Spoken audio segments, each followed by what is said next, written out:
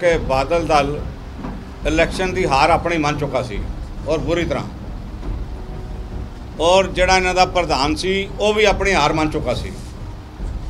Election के खत्म होने तो पहले ही, गिनती तो पहले ही उसने सुखबीर बादल नूं कह के श्रोमणी कमेटी तो अपने आप नूं नामजद करवा लिया। इतनी वड्डी पार्टी अपने आप नूं खवाण वाले सुखबीर सिंह बादल ने, जिसनूं दिल्ली के लोगों ने, खास तौर पर पंजाबी बाग के लोगों ने इतनी बुरी हार दी कि जिदा वो सुपना नहीं सी लै सकता। और ये जे भ्रष्ट आदमी नूं उसने दोबारा दिल्ली कमेटी नामजद किया है। लोग चाहते हैं कि इन्हां भ्रष्ट बंदियां कोलों जिहड़े जित गए किसी तरीके जिते दिल्ली कमेटी तो खैड़ा छुड़ाया जाए। मैं मीडिया का धन्नवादी हाँ जिन्हां ने इलैक्शन प्रोसैस दे विच साडा पूरा साथ दिता है। ठीक है, जो सानू आस सी उहदे नालों सानू सीटां घट मिलियां और साडे बड़े अच्छे मैंबर जिहड़े सन वो हारे, जिन्हां दा कोई सुपना नहीं सी देख सकता। जिस दे लई जो कुछ उन्होंने किया, हुण मैं गल करांगा तो कहणगे जी इलैक्शन हारन तो बाद लोग यही गल्लां करते हैं, पर मैं एक गल तुहानूं कहनी चाहता वां। तुसीं ये समझ लो कि बादल दल इलैक्शन की हार अपनी मन चुका सी और बुरी तरह, और जिहड़ा इन्हां दा प्रधान सी वो भी अपनी हार मन चुका सी। इलैक्शन के खत्म होने तो पहले ही, गिनती तो पहले ही उसने सुखबीर बादल नूं कह के श्रोमणी कमेटी तो अपने आप नूं नामजद करवा लिया। कल हारन तो बाद उसने अपने घर पार्टी की, दीपमाला की कि मैनू श्रोमणी कमेटी वालों नामजद करता गया। मैं समझदा ये इटसैल्फ उन्हां दी हार की बड़ी वड्डी निशानी है। और सब तो वड्डी गल, इतनी वड्डी पार्टी अपने आप नूं खवाण वाले सुखबीर सिंह बादल ने, जिसनूं दिल्ली के लोगों ने, खास तौर पर पंजाबी बाग के लोगों ने इतनी बुरी हार दी कि जिदा वो सुपना नहीं सी लै सकता। और ये जे भ्रष्ट आदमी नूं उसने दोबारा दिल्ली कमेटी नामजद किया है। अगे वाली गल खत्म हो गई भी असी 5 सां 4 सां, अज असी 19 मैंबर विच खड़े हाँ। साडी गिनती 21 तो घट नहीं होएगी, 22 भी हो सकती है, जिहड़े मैंबर नामिनेशन तो बाद, लाटरी निकलने तो बाद।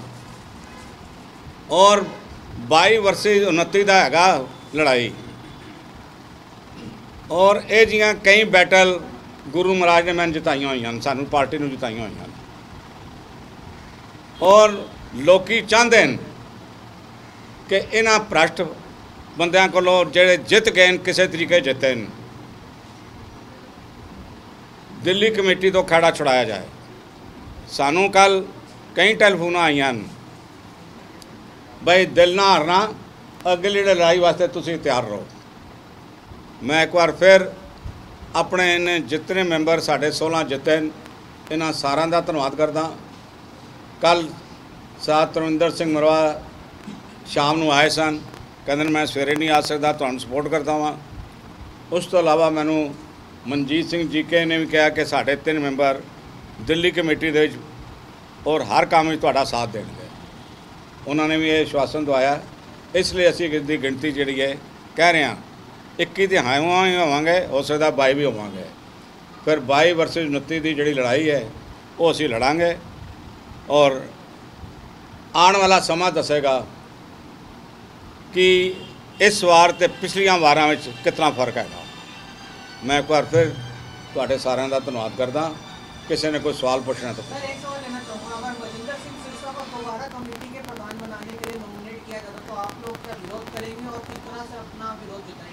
उसको हरा कर, जैसे पंजाबी बाग में रहा वैसे वहाँ रहेंगे।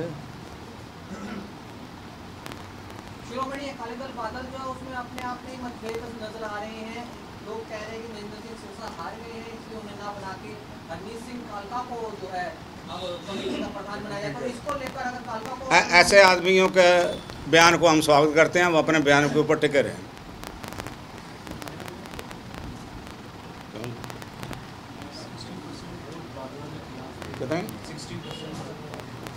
इस इलेक्शन में 60% वोटें बादलों के खिलाफ पड़ी है, 60%।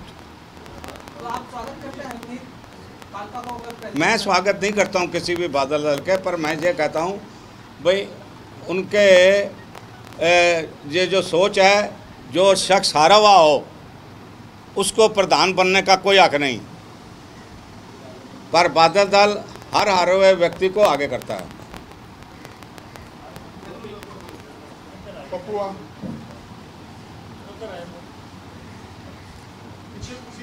कुर्सी पीछे ला तो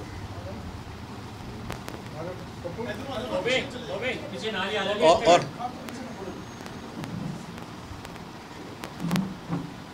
अगले इलेक्शन में 4 साल ने तो लगता नहीं होते जोड़ तोड़ी राजनीति होगी, मैंबर तोड़न से मैंबर खरीदन दी जो देश करनी रहेगी। साढ़े कोल तो मैंबर खरीदने की ताकत है कोई नहीं। असी साढ़ा तो भूम भड़ास हो गया इस election. We have no power to buy anybody, ना ही असीं किसी को खरीदना चाहते हैं।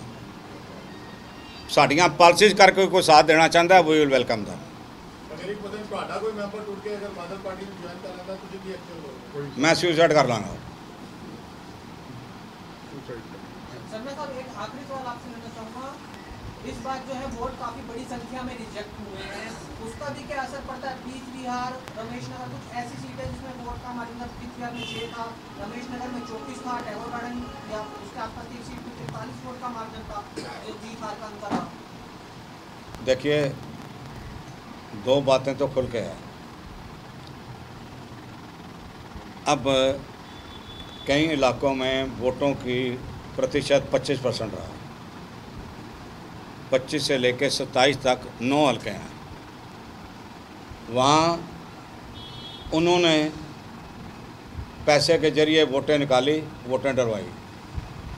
हमारे आदमी इतने पायेदार नहीं थे, वो जब अपने आदमी निकालने के कोई रखड़ी बांधने गया, वो हो गया। एक बात यह है। दूसरी बात यह है कि जो सरकार ने गैप रखा था, जो काली हाशिए के ऊपर मोहर लगी थी, उसको रिजेक्ट किया है। ये सरासर गलत है। जब पहले ऐसी बात होती थी तो जो आरटी वाले होते थे वो कहते थे अगर नाम के आगे मोहर लगी है तो वो ठीक है, वो वोट उसकी है। जो इस बार नहीं हुआ, इसका हमने प्रोटेस्ट किया है। जो हमारे 4 आदमी 30 से लेकर 40 वोटों तक, 45 वोटों तक आ रहे हैं, उन्होंने प्रोटेस्ट किया। हम मुकदमे करेंगे। एक 3 वोटों से आ रहा है, वो हम प्रोटेस्ट करेंगे और अदालत में जाएंगे।